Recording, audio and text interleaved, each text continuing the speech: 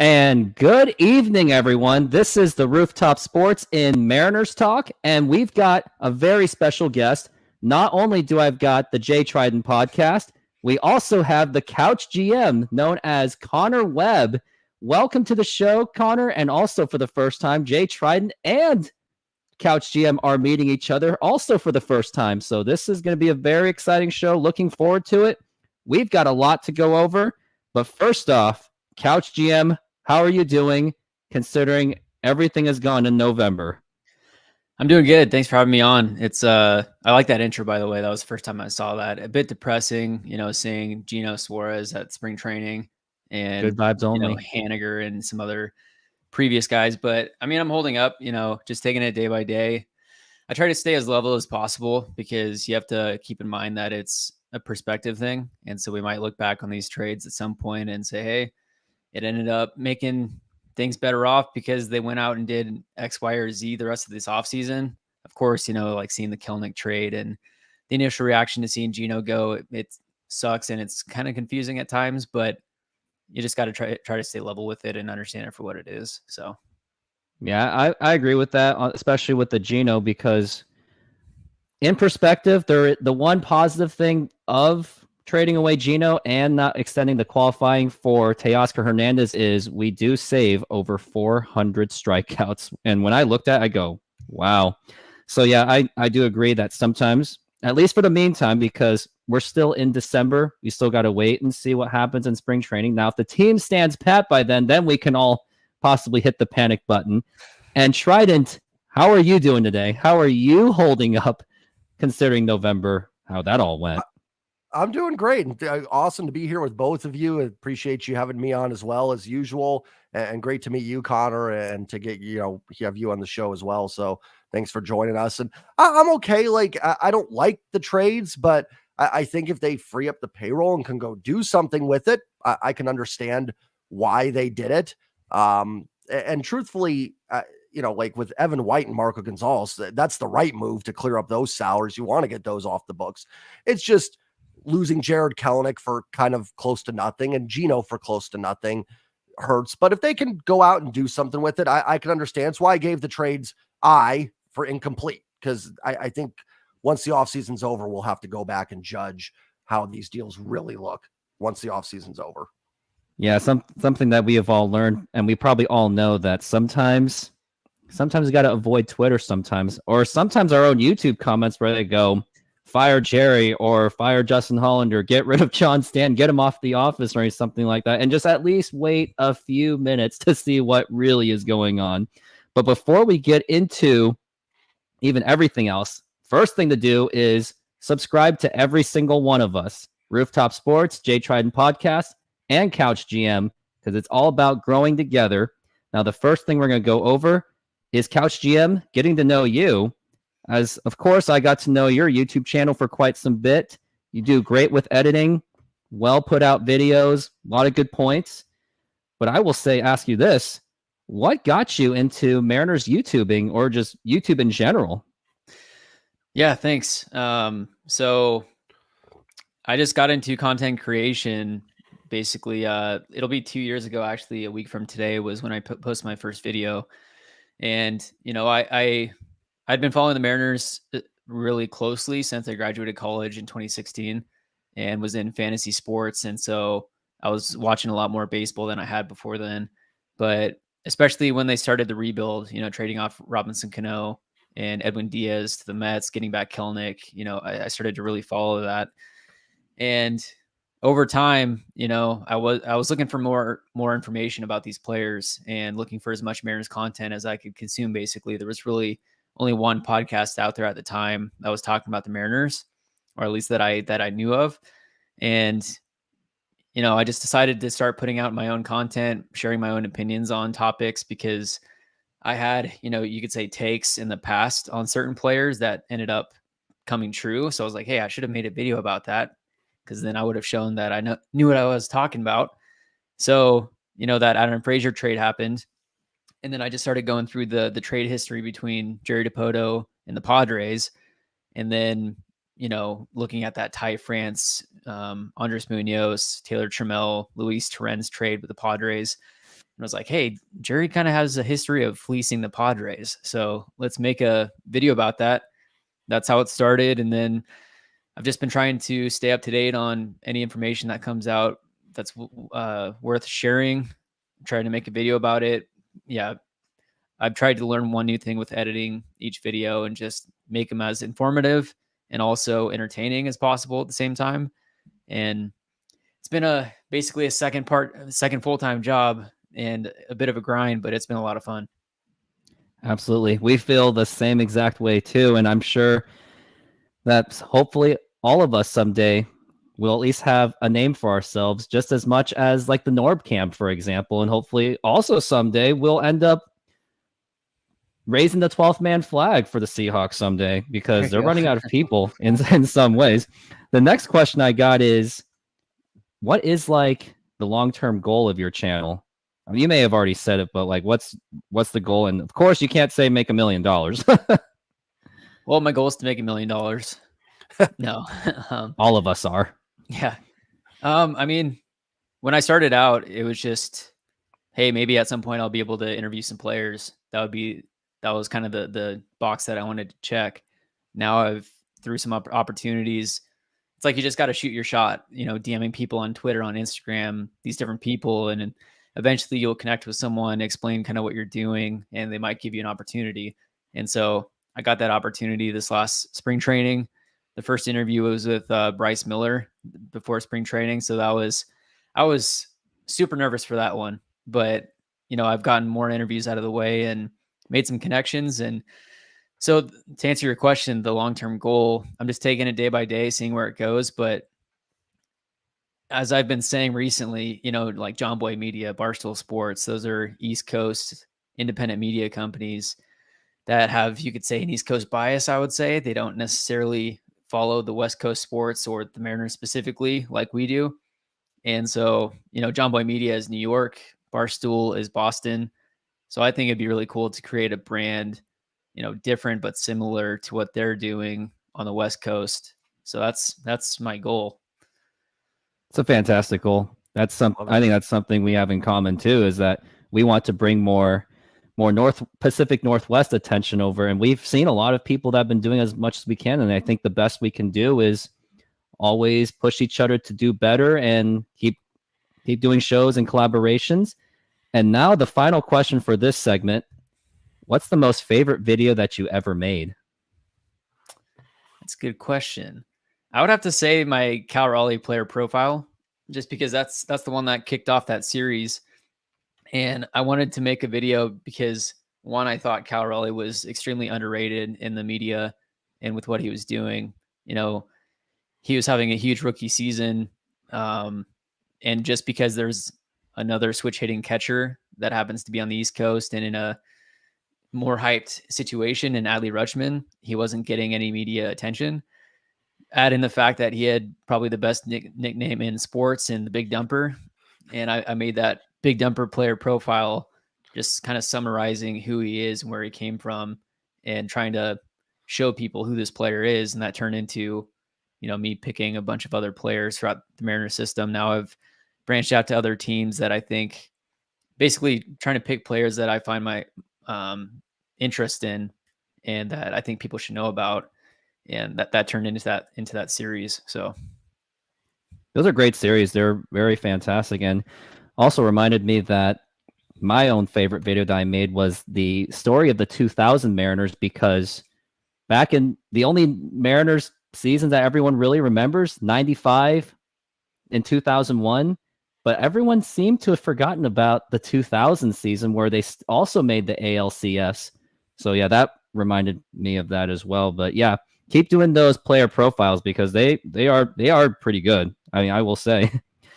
And now the next segment, and it's going to be about the Jared Kelenic trade. Now, how are we going to do this? We're going to do a round table style to prevent any kind of like people talking over each other, which it may happen. If it does, so be it. So I'll go first, then Couch GM, J Trident Podcast. We'll go in that circle. But now we're going to, before we do, let's go into those comments. I like this one. This organization is going to give me liver failure. I think it's given us heart attacks, headaches, and at least some kind of excitement. And now the Jared Kelenic trade. And it was just on Sunday. It was in the evening, and next thing I know, our phones are blowing up to see that Jared Kelenic just got traded. And of course, every time we see these trades, I at least click on the link at least and see what was in there, what we got in return. And when I first saw it, I was thinking, wow, we got rid of Jared, and look at the players that we got in return. The relief pitcher, Jackson Kowar, he doesn't seem to have good numbers, but knowing the history of Jerry Dipoto and his pitchers, he does seem to get these pitchers off of nowhere, and they turned them to at least mid-tier kind of players. And then the man with Tommy Johns, his name was, I think it was Cole Phillips. He seems to be years away. But then what made the trade make more sense was it was the salary shedding of Evan White and Marco Gonzalez. And now that part made me think, okay, well, hopefully it is to clear the salary. And it seemed that the only way that trade was going to work was to trade Jared Kelenic, which I'm very crushed because he was actually my favorite player since he was actually traded from New York. And he kind of gave me that.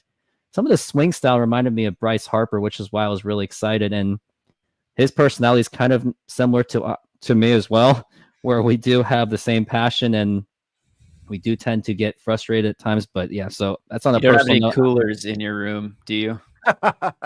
I have this cool water bottle, but she hasn't been kicked yet. Yeah. Don't bolt it down. Well, at least if I'm going to kick a water cooler or do something like that, at least throw it to somewhere where no one's around so I don't break my foot or whatever. But other than that, it seems to be a salary shedding thing, as if they've already done it with Gino Suarez and getting rid of Teo. But of course, I won't be able to have a really good opinion about it until maybe a month later. So we'll see. So that's my thoughts on the trade overall. Couch GM, it is all yours. Yeah. So like you said, when we first got Kelenic from the Mets, he was the biggest prospect in our system at the time. And really, Julio has turned into what we thought Kelenic was going to be before he debuted. And then Julio came out of nowhere and he really outperformed and he's become the centerpiece. Whereas we thought that, it was going to be Kelenic and then Julio after that. I commented on a YouTube video earlier today that talked about the trade. And basically, the Mariners went control. They hit select all, delete to anyone that has a strikeout problem. Because you look at the Mariners last year, their top 3 strikeout percentage guys, Jared Kelenic is 1 at a 317 strikeout percentage. Teoscar Hernandez is 2 at 311. Eugenio Suarez was 308. So they went from basically relying on walks, strikeouts, and home runs to now they got rid of all of their guys that have the strikeout issues. And so I'm hoping that they go and make some impact and bring some consistency to the lineup that they're looking for. Of course, it was shocking seeing Jared Kelenic traded, especially for what was in return. And then finding out, it's a bit of a salary dump, which is unfortunate. Only makes sense if they're going to be spending from here on out. But the guys that got back, it's similar to the Gino Suarez trade, to where they got a hard throwing reliever that, they assume the Mariners pitching lab is going to be able to turn into a useful arm like they did last year with Topa and Spire, Saucedo, and all these other guys. And then Cole Phillips, he is apparently healthy now. He got Tommy John surgery right before he was drafted by the Braves. And, he's a high school arm that was hitting 100 in high school. So, he projects as a starter. So that's promising, but, it sucks to see Jared Kelenic go away. I wish him the best. But now it's time for the Mariners to add some impact and we'll see what they do moving forward. But yeah, shocking, but we'll see what happens. Absolutely. And I thought I'd bring this up too, but if anyone saw his Instagram, notice that the word Mariners wasn't even in the equation. So my theories on that was, I think there was 2 things. I think it was when Kevin Mather, former president of the Mariners, he did talk about publicly about not getting the extension done with Jared Kelenic, and then said he was betting on himself. And then I think maybe not everyone's going to agree, but also he wasn't in the lineup as much towards the end of the season, and which I found puzzling because although he did strike out a lot, his on-base percentage was actually pretty decent. So maybe all those things added up to why he didn't even put the Mariners in there. Now, Trident Podcast, your turn. Your thoughts? Yeah, I think you guys both hit the nail on the head. I think everything Couch said was spot on with the strikeouts, and they're truly trying to jettison those guys and cut back on the strikeouts. I think that's pretty evident. A little disappointed to see Jared Kelenic in a trade that is essentially a salary dump, but the only way to get rid of those salaries was to include Jared Kelenic. I will say, going back and looking at the return, to what Couch said with Jackson Kowar, get him in the lab. Maybe they can make something. I do like Cole Phillips. I was a little surprised after looking at his profile how much I did kind of like him. I think it's a little bit better than, initially I saw him like, great, they just jettisoned Jared Kelenic for nothing. But I do think Cole Phillips is someone that can help down the road. It's a legitimate starting pitching prospect that they got back. And honestly, I think this organization was just a little bit done with Jared Kelenic. And listen, I think he could still break out in Atlanta. He's 23, 24. He's going to a good organization, would not shock me at all. So could be a trade the Mariners regret. But I think with the whole water cooler incident that we just talked about a couple minutes ago, I think that was a real bad look. And I think they were just very frustrated with it. And I hate to do this because you should never eliminate a player's best month. But boy, if you take out his April, he was pretty poor. Like, it was not a very good year. And you shouldn't eliminate any player's best month. That's not fair because every player is going to look worse. But it just, I don't know. I get moving on from Kelenic. Would have liked. It's disappointing. I think it was Ty from Locked On Mariners had made a point that just last year we were talking about Kelenic as a centerpiece in a Brian Reynolds trade. And now he's essentially a guy we throw in a trade to salary dump. So that part of it's frustrating. But like Couch said, if they can go make the moves from here on out, whether free agency or some more trades with the payroll that they've saved, I think this can still work out for them, but they've got to do that. So I don't hate the trade as much as I initially did. As long as they do something with it, right? And I like Cole Phillips. Yeah, and Reflect the Sun brings a really good point about Cole Phillips, that he is a stud, big man, good to know, passed as Tommy John. Sounds a bit like a Brian Wu history, which it is true, because when Brian Wu was going into the draft, he did have some injury problems, which actually did hurt his value. But Jerry DiPoto, luckily, he did see past that. And now look at Brian Wu. He came a long way from being injured, being bounced by Texas, and now he became one of the better. I actually think he, in some ways, I actually trusted him more than Bryce Miller for Brian Wu's performance. So hopefully he could be a huge, long part of the Mariners, just as much as Cole Phillips, where hopefully maybe he'll get to Everett if he does really well. But I think for him, and after seeing him, I think him playing in Modesto is probably maybe the most realistic. So that is the Jared Kelenic part of it. And I think we all agreed that Jared Kelenic, water coolers, very inconsistent, too many strikeouts, salary dumps because Evan White and Marco Gonzalez, there's just no point keeping their contracts, as much as we all miss Marco Gonzalez. And we did enjoy at least a small portion of Evan White's career. And now, with a lot of money saved up, and we are going into the next segment, it's about the free agents. With the money potentially saved up, who can the Mariners get? And I think this may be a tricky one, but we'll just go over all the free agents that we do have in mind. And we all may have different ones, which is good because it'll bounce ideas.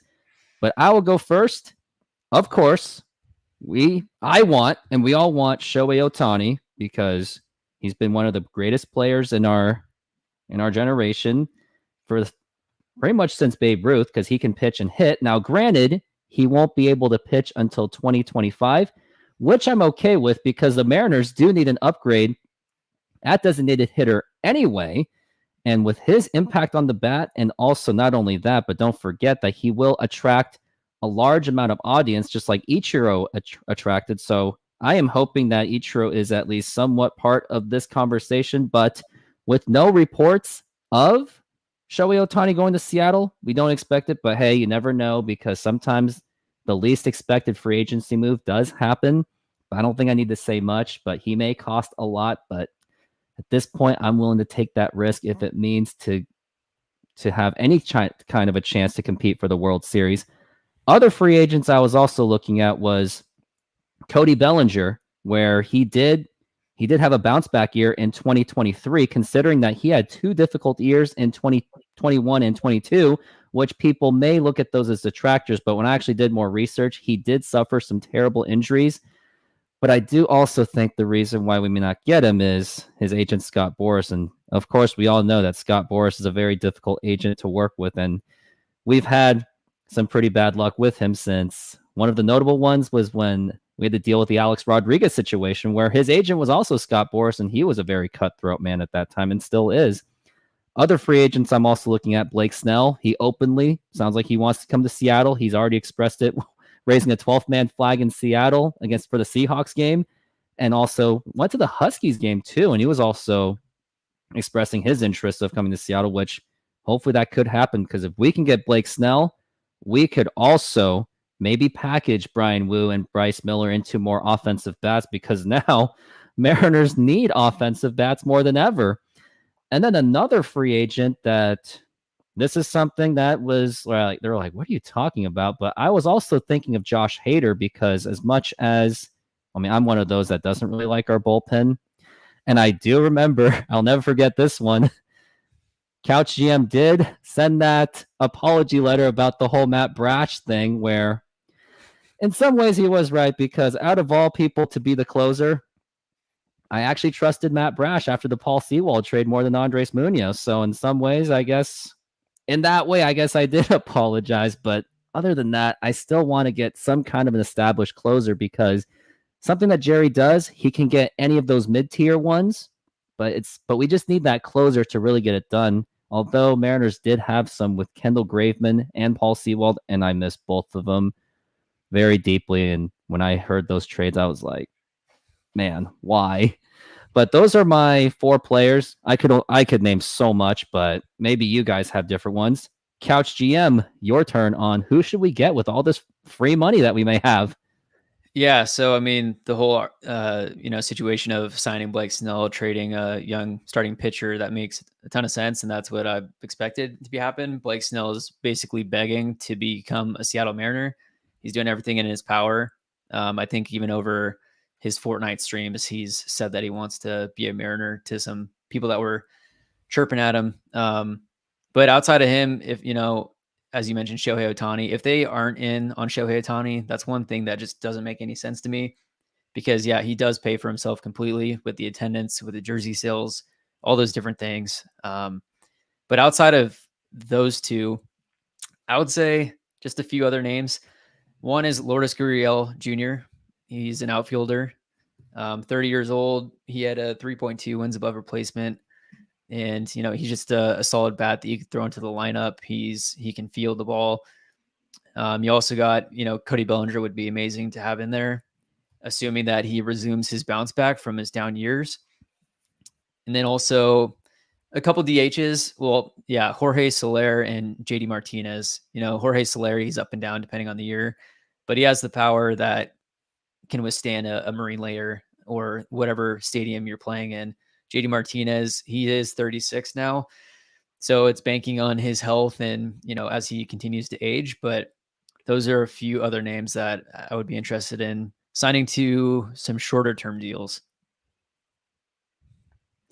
Yeah, I do like those, where especially the JD Martinez, I do like that idea. And Lourdes Gurriel, they might as well the Diamondbacks might as well let him walk to the Mariners, because we helped them make a World Series one with Paul Sewald, and we gave them Eugenio Suarez, but have fun with 200 strikeouts. But at least he will be a great locker room presence. And I really do miss the good vibes only message.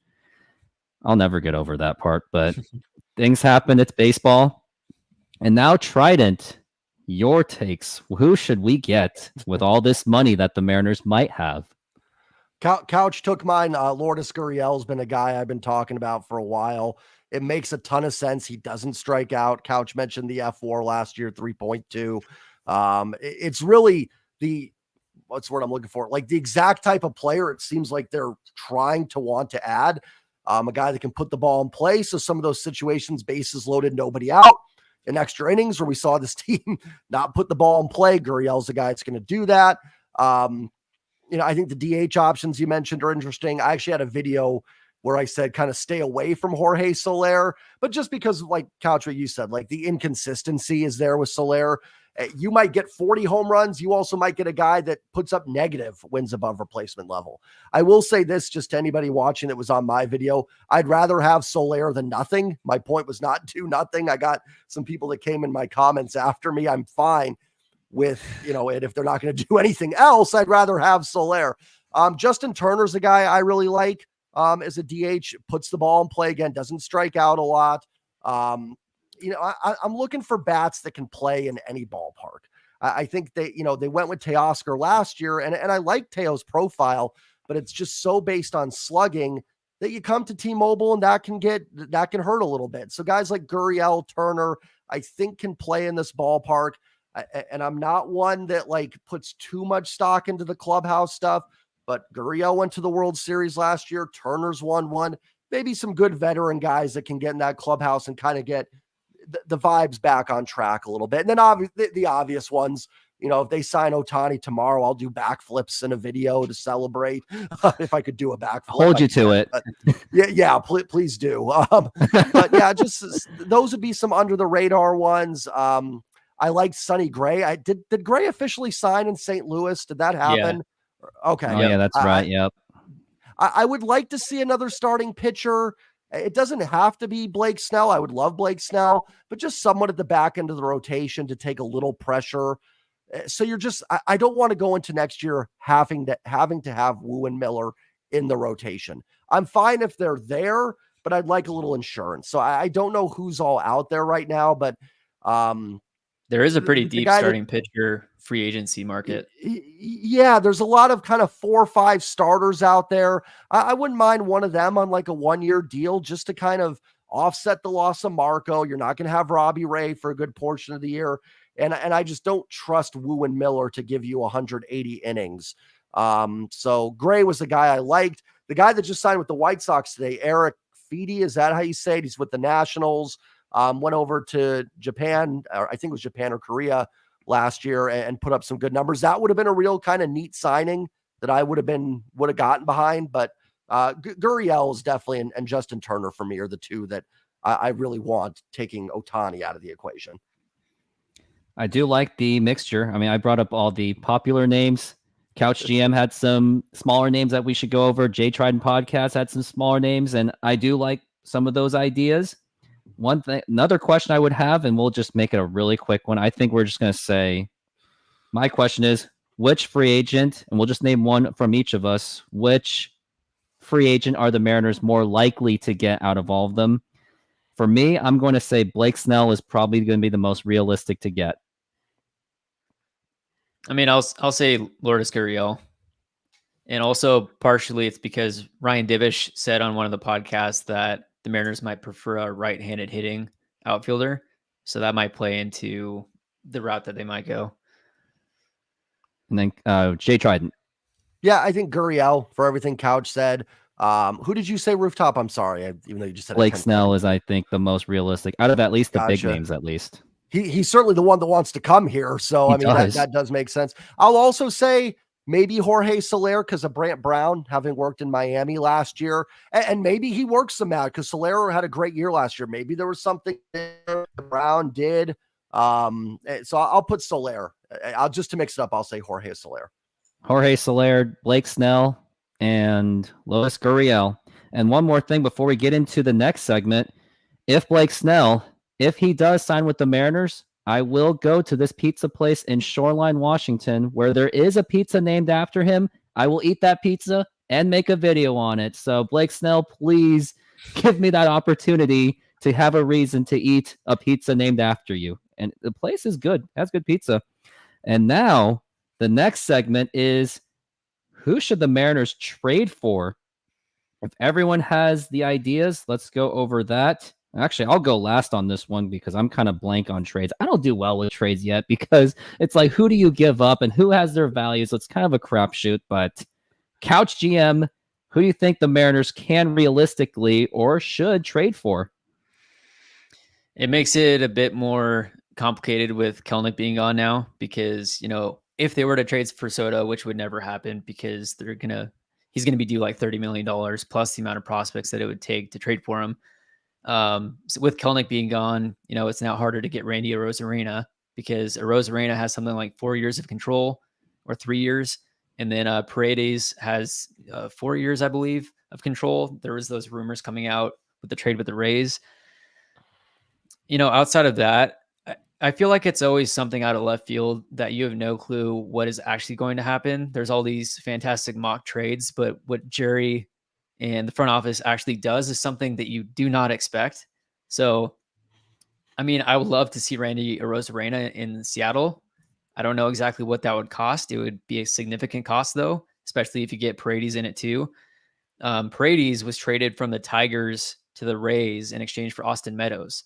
So just to kind of tell you, kind of his value. I'm gonna have to defer and say I'm not 100% sure. A trade with the Rays would be awesome, but outside of that, it's like we'll just see what happens because it's gonna be something that you probably don't expect. Yeah, just like the Eugenio Suarez Jesse Winker trade, that one came out of nowhere, and I remember at the time I was like, we don't need Jesse Winker. We've got Jared Kelnick on the way. Did kind of work out though, but I do miss Jake Fraley from that trade. Jay Trident, do you have any ideas? And now, thanks to we don't have much to say, I have another question on the rise, but any ideas? It is kind of funny that out of that whole Reds Mariners trade, Jake Fraley might be the one piece that's actually produced the most for his team. Those trades always work out like that. It's always somebody you don't expect. But yeah, I think, again, just to echo what Couch said, I think the Rays are the obvious one. There's been rumors with Isaac Paredes and Randy Arozarena. Would love both those guys. Both fill huge needs. I think you'd have to start with at least Bryce Miller and Brian Wu both going in that trade. Maybe you throw in Gabby Gonzalez and another top prospect. I don't really know. And that's, unfortunately, I'm not great at these trade proposals either. And like Couch said, there's always something out of left field with this team, right? Like there's someone that we haven't talked about that they might target. When there were first rumors of the Geno trade, I was thinking maybe like a Geno for George Springer swap might make sense. Something like that, where both teams kind of, one of those veteran for veteran trades, but that ended up not happening. I'm trying to think of someone out of left field that they may go after that I can. There's like the Luis Robert, Yeah. That Eloy Jimenez. But how much would that cost? And Robert's tough too, because he's been inconsistent and hasn't been on the field. So it's always tough to judge these trades. And then we as fans, fans have a tendency to throw a lot of slop into trades. Like, I don't want Taylor Trammell. Like, no one wants Taylor Trammell, outside of like maybe as a flyer. So it's always tough with those trade proposals. The Rays make the most sense. Alex Verdugo was just traded to the Yankees. That would have been a name that would have been kind of interesting. I saw that. Maybe the Orioles need starting pitching. Maybe there's something you can do to get Santander. I doubt they're trading him. He was probably their best or second best hitter last year, and they won the division. Highly doubt they give him up, but maybe Wu, Miller, and Hancock or something else can get that done. That would be he's always killed the Mariners, so it'd be nice to have him on our side for once. Yeah, it would be nice, yeah. But yeah, I think the Rays make the most sense. Yeah, I was actually talking to Pete Woodworth, the pitching coach for the Mariners, and he mentioned Santander, and he was like, yeah, that guy, he just wrecks us. And he was talking like, hey, maybe if we had him. But yeah, so that's a good idea. Pete's we got yeah, there was something I was gonna say. Oh yeah, for Juan Soto, and like if we were to envision a trade, I would think the names of like Cole Young and Harry Ford would automatically be in there, which is why I just wouldn't do it. And if the Mariners did have an owner that was like at least Paul Allen level, yeah, let's go for Juan Soto. But knowing John Stanton, he's a bit, we already know he's a bit hesitant to do something like that. And he kind of, honestly, I think the way everything's going, I kind of missed the Nintendo ownership. And I was complaining about that more than this one at this time. But now that we have so much time freed up because I don't really have any idea. I'm like, Rosarena, Isaac, sure, let's do it, but at what cost? Who knows? And like everyone says, something comes out of left field, but out of the Mariners prospects, and that's just a question that just came up out of nowhere for me. Who do you think are the prospects that should be considered the untouchables? And I will go first. I will say Cole Young, definitely Cole Young, Harry Ford, Felnine Celestine, and maybe Lazaro Montez, just because he has the name Baby Jordan, but his strikeout rates are pretty high, but he did improve. So those are my 4 of the untouchables. Couch GM, who is untouchable? As far as prospects, I would say no one should be untouchable, to be honest. I mean, Noel Marte would be extremely valuable right now to have in the system still. But we traded him for Luis Castillo along with some other people. And, that worked out pretty well for us as far as the pitching is concerned. With Cole Young, we drafted the guy in the first round. Colt Emerson was our first overall, or our first pick this last draft. And it sounds like he's pretty much identical to what Cole Young, that kind of projection. So, I mean, as long as the trade is right, I feel like there's no prospect that you shouldn't think of trading, because if one team values a guy as tipping the scale to where you don't have to give up more major league talent or you name it, then I think that would be worth it. I mean, Harry Ford is a guy that I think could contribute next year, potentially later on in the season. I was asking Divish if maybe Harry Ford this year, going into this year, would be the same as Julio before the year that he debuted, to where like he could potentially play his way onto the roster on opening day if he completely outperforms. So, I mean, Harry Ford is probably close to contributing, but I would say as long as the trade makes sense, then might as well roll it at this point. We traded Kelnick. We've traded other people in the past. If it makes the big league club a contender today, then let's go for it.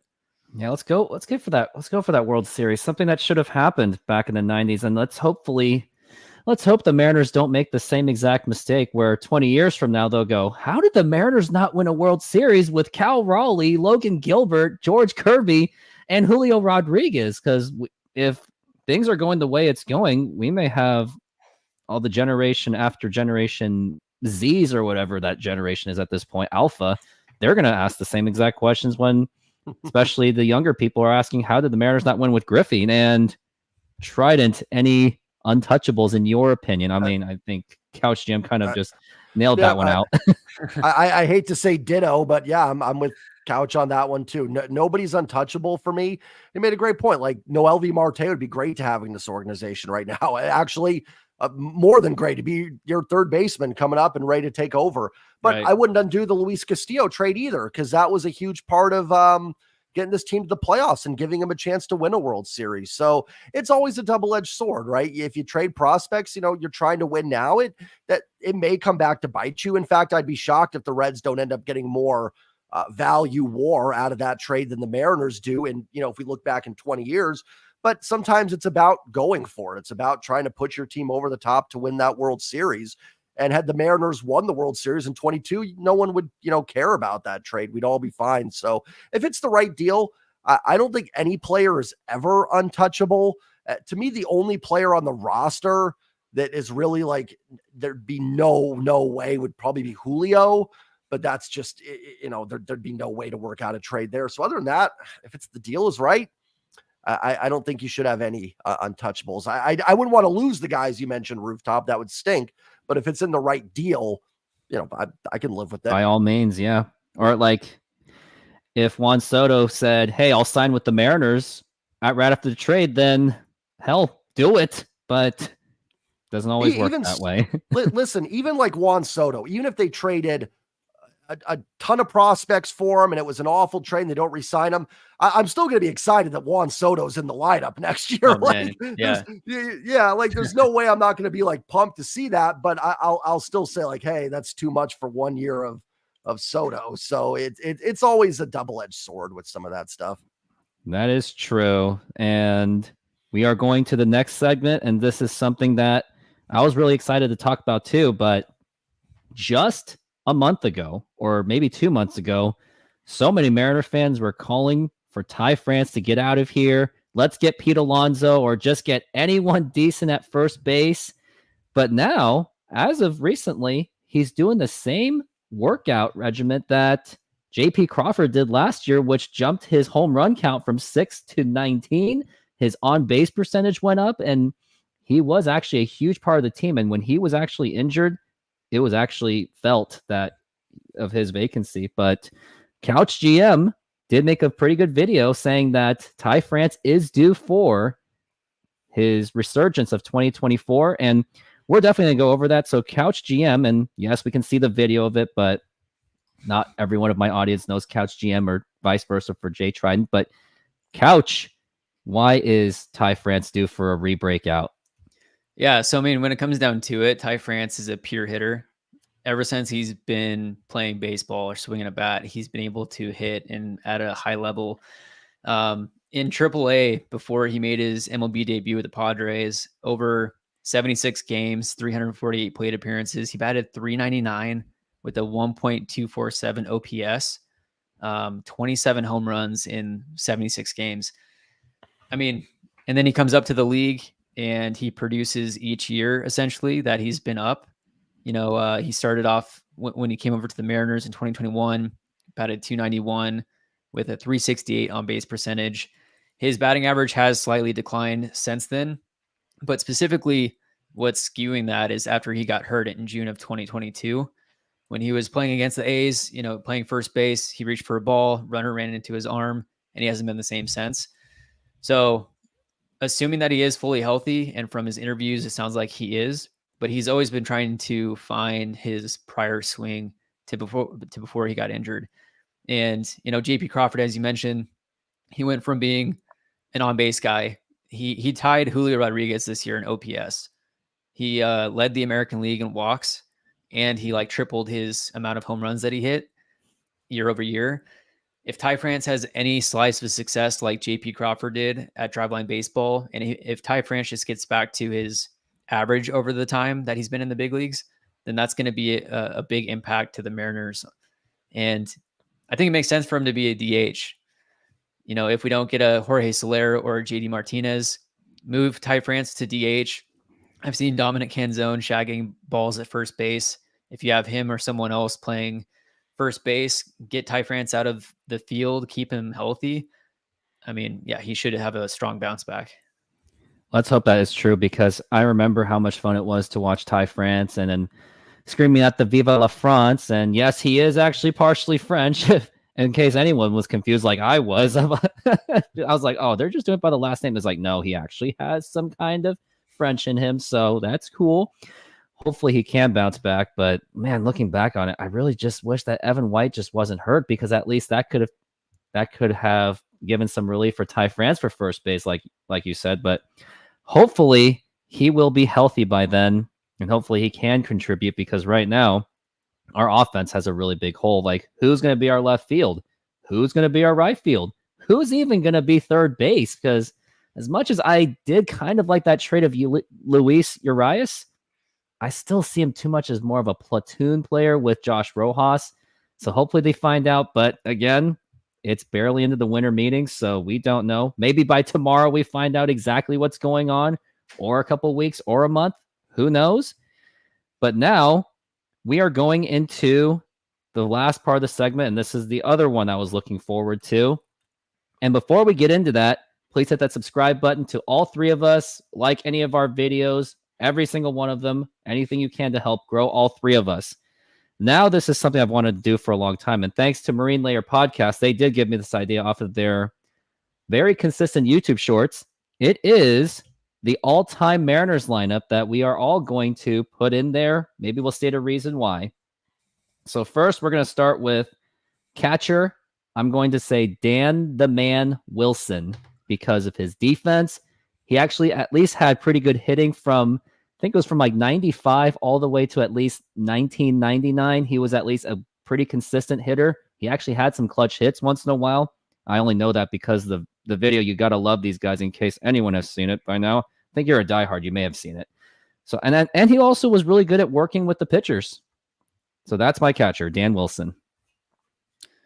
Are we able to take the same guys, or do we have to pick different guys for each one? No, we can do same if you feel that it is. Don't make a decision just because I made one. Let's go. I mean, I'll say Big Dumper. Why not? You know, he's a great defender. He frames pitches really well. He's got a great arm. If he can get his batting average up at all, that'd be amazing. But you know, if he keeps hitting the Hit It Here Cafe, I think fans will be happy for years to come. So let's go with Cal Raleigh, and hopefully he'll sign an extension. But hopefully those words of ownership will not go against him. All right, Trident, your catcher. I'll go Dumper. I think at the end, Dan Wilson's probably the answer right now, but like when it's all said and done, I think Cal's going to be the best catcher in team history. So put me down for the Dumper.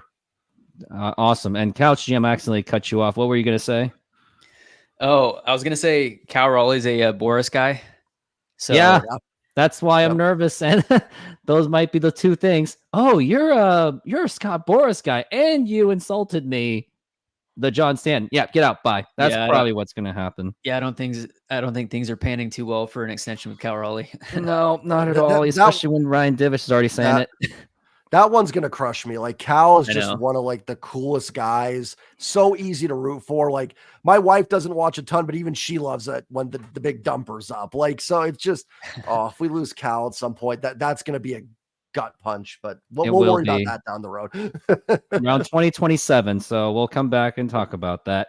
First base, I will say the former Mariner and former Yankee Tino Martinez, because he was a huge part of that 95 run. He was a very clutch player. I remember he hit up, I don't remember, I just happened to see highlights where he did hit a home run off of Dennis Eckersley in the 95 run in that middle of it.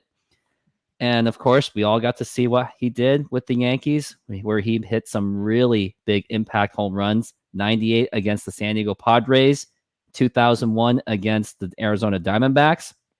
And also defensively, he was also a fantastic player. And when I looked at his numbers, his strikeout to walk ratio is something that you don't even see in today's baseball anymore. Very consistent. And he was also really good relationship with Lou Piniella. So Tino is my guy for first base. I would say John Olerud. I went to Washington State University. So did he. And also, it looks like he's the most tenured first baseman in Mariners history, but batting average of 285, OPS of 827. I mean, he was a stud back then. So I would have to say Olerud.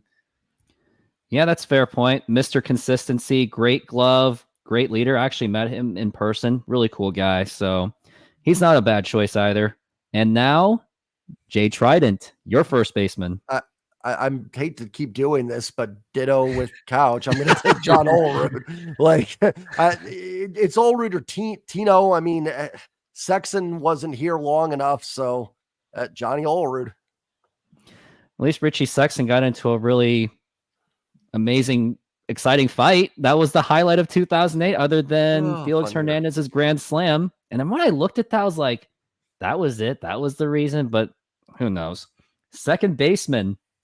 I will say Brett Boone because of his amazing glove. And many people don't notice he had two different times in Seattle from the early 90s and then also 2001 to 2005. I love that Booney bat flip. And also when I was a kid growing up, Alex Rodriguez was actually my favorite player. I actually preferred him over Griffey. I'm a minority. And as soon as he left, that was crushing. But Brett Boone quickly filled that void for just a little bit. And I remember I was only two people away to get his autograph, and he just had to leave, and I cried the entire night. but Brett Boone, funny commercials. The bat flip just never gets old. I'm going to second that, actually. I was going to say the same thing. And yeah, that bat flip is legendary. I remember getting his autograph at a game when I was really young. I have yet to find the ball anywhere in storage, but yeah, I'd say Brett Boone, that bat flip. Bat flip never gets old. Trident. I have nothing new to add. Did Harold Reynolds play second or shortstop? Maybe that's second base. Second. Yeah. Stolen base king, but he got thrown out a lot. Yeah, go ahead. Should I make it's Boone? Give me Boone, but for Boone. I mean, the numbers those guys were all putting up those years. I mean, back in the early 2000s, 9-hole hitters were OPSing 815 with 15 home runs. So give me that was Boone. Dan Wilson. He was your number 9 hitter hitting close to 20 home runs. That's how juggernaut that offense was. So we all agreed on Brett Boone because bat flips, sweet glove, and great teammate. And he has a cool podcast too. Shortstop, I think we're all going to agree. Alex Rodriguez, my favorite player, and eventually I think I'm the only Mariner fan that actually defends his leaving because many factors. Scott Boras, cheap ownership, and I heard so many conflicting stories.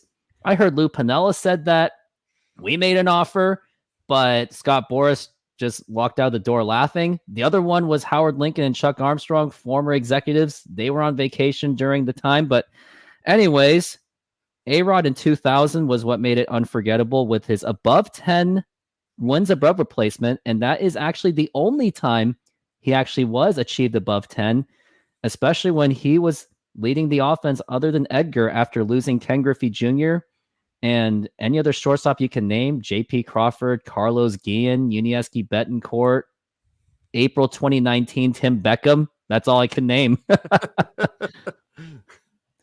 Yeah, I would, of course, have to say A-Rod also. The name Yuniesky Betancourt is just nostalgic because that was, my middle school days, basically, watching the Mariners. Yeah, I mean, but Yuniesky Betancourt did do one. He did another fantastic thing. Actually, he hurt us. I think he cost us Bryce Harper that season. No, it was Steven Strasburg. He cost us Steven Strasburg because he decided to rake at the last few games of 2008 to cost us the number 1 pick and got us Dustin Ackley. And now Trident. I'm sure you're going to say A-Rod unless you have something to say else. Brendan Ryan, baby. Brendan Ryan. He had a great glove. Best defensive shortstop this team has had, but A-Rod's the answer.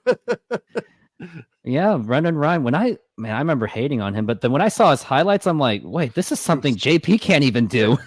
he was so good. If you had Brendan Ryan's glove with JP Crawford's bat, that's MVP. Like hands down. That is the best player in baseball right there. Yeah. And now third base. I think we're all going to have different ones. We just might, but I'm going to say Kyle Seager, not only because he was one of the players that I was enjoying watching during the days of hell with the Mariners with Jack Sorensic, and I actually was excited for this guy. Great glove. Yes, his OBP was kind of disturbing, did strike out a lot, but very passionate guy. He hit the home runs when he needed to. I still feel bad for the guy that Kevin Mather says, yeah, you're overpaid. We're not going to extend your contract. And now it's kind of clear why. Now you heard Corey Seager kind of saying, hey, Texas ownership spends a lot. But other than that, Kyle Seager, great bat, great glove. And he really did go through the very difficult years with the Mariners. He was one of the few that actually got me to still watch the Mariners along with Felix and Cano and Cruz. And now the couch. Who do you got for third base? Yeah, Corey's brother was awesome. He's super consistent, great glove. I'll have to go with Adrian Beltre, though. I just loved his playing style and, his passion in the game. I got to go Beltre. Beltre, yeah. He was actually, I would say, still a great free agent signing. Some still say it was not a great one, but if we do it again, I'm still signing those two, Adrian Beltre and Richie Sexson. It's just too bad that he was just on the Mariners just at the worst possible time. And now the Trident. Who's your third baseman? Beltre's probably the better player, but just because of his tenure with the Mariners, I'll go Seager, just because he feels more like a Mariner over the course of it. I think Beltre's probably the better player, but I'll take Seager just because of longevity. Excellent. Yeah, absolutely. He played for nearly a decade with the Mariners. Actually, no, he did play for a decade with the Mariners, and his most offensive explosion season was 2021, and it's still too bad that he walked out just right after that, and then they make the playoffs the year later. I still couldn't blame him, though. And now right field. We might have different ones, but I'm going to say Jay Buhner because he was a great leader, great arm, great power to his bat. Yes, he struck out too much, but in the playoffs, he did make the big hits when he needed to, especially in 95 when he hit the 2 home runs against the Cleveland Indians, now the Cleveland Guardians. great leader. The Buhner Buzz cut night, that never gets old. That's as nostalgic as it gets. Also was a great leader to everyone. And a fun fact, A-Rod in 96 was late for practice, showed up with 3 bags of Taco Bell, and Jay Buhner's like, "What are you doing?" "Oh, I'm just eating. I'm just really hungry." And then Jay Buhner took those tacos from him, threw them up in the air, and smacked the living crap out of it, and told A-Rod to go pick it up. Nice. And now the couch, your right fielder. I gotta go Ichiro. I mean, he's the face of the franchise for basically all of history. And I mean, he's still out there before every game, shagging balls. He's playing catch with Julio pregame. He just seems like an awesome, vibe. Plus, there's his on-field ability. And don't forget his amazing work ethic. Like, it is just second to none. Man, if I had his work ethic, I don't even have to worry about my weight at all. That guy he's going to keep working on his body even in the afterlife. Yeah, so Trident, your right fielder. Yeah, Ichiro. The guy is just amazing. And even still, you look at him today and he could still play. Ichiro and Pete Carroll. Those are the 2 guys that if I can have their energy at their age, life will be good. I'm half their age and I'm lethargic and tired 24/7. So yeah, Ichiro for me. But Buhner's a good one too. All right, yeah. And now center field. Come on. Like, this is going to be the most boring one to do. I think, can we all agree that it's going to be Ken Griffey Jr.? All 3 of us? Give me Julio. Give me Julio. Because if it is, I'm just going to change it up. You cannot name Ken Griffey Jr. for center field because everyone's going to name Griffey. And it's going to be like, well, no duh, because it's Griffey. But I'm going to say for center field, Mike Cameron, if you're not picking Griffey, because he came into a very difficult situation where Ken Griffey Jr. was traded away. Mariners did give him the extension offer that would have been the most paid in Major League Baseball. Still said no. And then you have Mike Cameron, where who's Mike Cameron? He'll maybe hit 20 home runs. Does he have a glove? And next thing you know, few games in, he robs a home run from Derek Jeter immediately. So much that Dave Niehaus is like, that was Griffey-esque. And a huge part of those 2 playoff runs in 2000 and 2001. It's just a shame that he did not stay beyond the 2003 season. And yes, he struck out, of course, just like no other. Great teammate. He was great to Ichiro. Great fan favorite. Like, honestly, this is a hot take, but I actually found him more likable than Griffey. He was much more personable guy. And plus, he's replied to my tweets before Griffey did. Yeah, I would have to. I mean, of course, Griffey, Julio, of course, we'll have to see how he performs long term, but he's an awesome name. One guy that hasn't been mentioned yet, I don't know if he's on the all time, but I just remember him hitting clutch home runs, playing great defense, was Franklin Gutierrez. And he was just another one of those guys, the middle school days watching baseball, the Mariners, and he was just one of those guys that stood out. Yeah, and great glove, and that 2009 season where he just came out of nowhere, and it's just too bad his body just did not hold up ever. Like, there were times where he really did dedicate his life and worked on his body and still gets hurt. So that's a good pick. And now Trident, who is the not Ken Griffey Jr. center fielder. Love the Gutierrez call out too, because what was so great about Goody, he never had a lot of diving catches. He was just so smooth in center field. Some of the balls he would get to was just insane that he could track those down. I'll go with Julio. I think at the end of the day, Julio is going to be better than Ken Griffey Jr. I think he will be a Hall of Famer. So give me Julio. And you said center field was going to be the easiest one. I think DH is the most obvious. Oh, yeah. We're all just going to say Edgar Martinez. Yeah, and we're getting close to 7, so I got to account to Couch GM's time. So last one is left field. So the reason I did not put Ichiro in right field, only because Ichiro can easily play left field. Now, he didn't play left field that much, but if you have Buhner, which I also need on my all-time team, of course I'll put Ichiro in left field. And there was a time back in 98 to 99, there were talks of getting Ichiro into the Kingdom, and I do believe that Buhner would have played right field and Ichiro would have played left field. It almost kind of happened, but of course he had his contract with Japan, so that made it impossible. But little do people know, he actually played 2 games with the Mariners in the 99 spring training, but it was short-lived because he had a stomach bug. So that's my left field. I'm putting in Ichiro, hence why now it makes sense why I didn't even put Ichiro at right field. I don't remember watching him play, but I got to say Ricky Henderson. And Yes, yeah, that's right. 2000 Ricky God, he was a Henderson with Mariner. 30-something stolen bases. yeah, I mean, He was- just that name alone. I mean, he's a star. I'll say him. Yeah, greatest base stealer of all time. No one's ever going to top that guy. And the only reason why he lost to Harold Reynolds in the stolen base championship was because he only played half the season. But Jay Trident, who is your left fielder? God, I don't remember a lot of Mariners left fielders, to be honest. I feel like I'm blanking on some really good ones, but Is it too early to say Kilnick? yeah, I mean, maybe, it might be. I don't know. April 2023, Jared Kelenic. Yeah. God, I'm honestly blanking because it's outside of center. So, and then you had Ichiro and right for so many years. They just moved guys around. You had like Michael Saunders and Colonel Saunders. who, gosh, I don't know. Who did you say? Did you guys go Ricky Henderson? Did you both say Ricky? That's what I said. Or Roof? Who did you? Yeah, who did you say? I Rooftop? said Ichiro just because I'm putting Buhner at right field.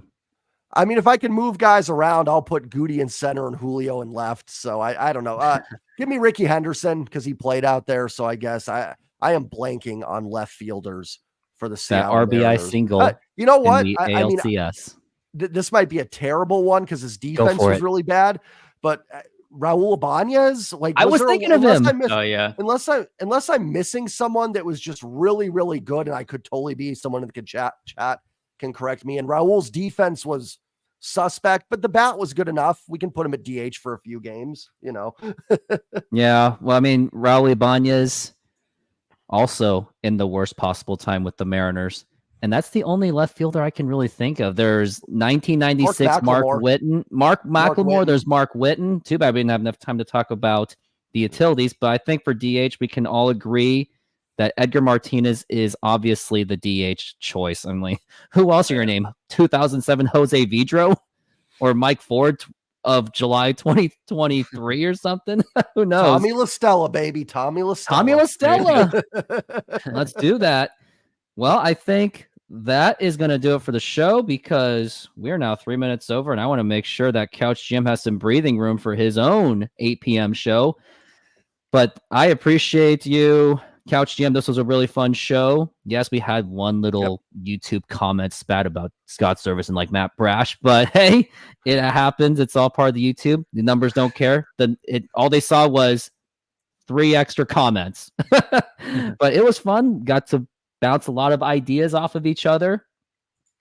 But the show must come to an end. And everyone that did comment, I am so sorry I could not get to any of them, only because our hour was basically capped and we already just went over.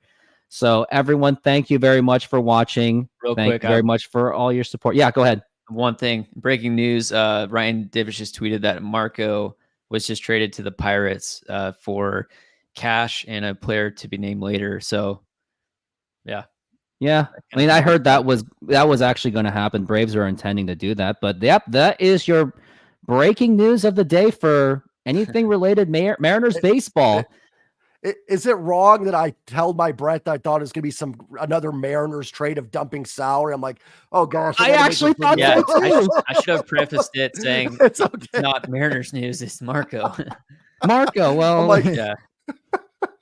Yeah, well, that was all fun, everyone. And once again, you guys, thank you very much for being part of the show. Thank you, Couch GM. Thank you, Jay Trident, as usual, as you were a huge part of my growth of the YouTube channel.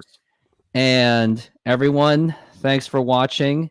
Couch GM, do your own show. And everyone, go Mariners. And here is to hoping that the Mariners just do something and not stand pat. Thank you both. Thank you. And everyone have a good night.